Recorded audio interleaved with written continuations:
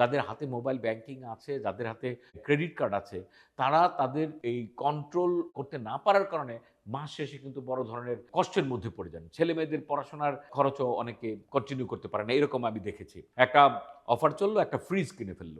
তো এই বিষয়গুলো আমাদের এখন কনসার্ন এ আনার মতো সময় হয়ে এসেছে।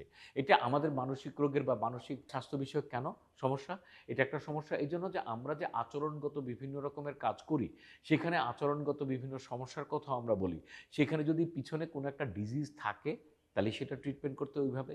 আর যদি ডিরেক্ট কোনো ডায়াগনোসিস নাও থাকে, তাও সেটাকে প্রবলেম একটা ইম্পোর্টেন্ট প্রবলেম হিসেবে দেখে, যেটা আমাদের বইপত্র আছে। যে লাইফকে বিভিন্নভাবে হ্যাম্পার করে এবং অত্যন্ত ইম্পোর্টেন্ট যে পয়েন্টগুলো, সেগুলো কিন্তু একটা চিকিৎসার আওতায় আনা উচিত বা কন্ট্রোলের আওতায় আনা উচিত। তো সেই কন্ট্রোল করতে হলে কি করা লাগবে? এখানে ১ম এ দেখতে হবে যে এটার পিছনে কোনো ডিজিজ আছে কিনা, কোনো ডায়াগনস্টিক ক্রাইটেরিয়া ফুলফিল করে কিনা।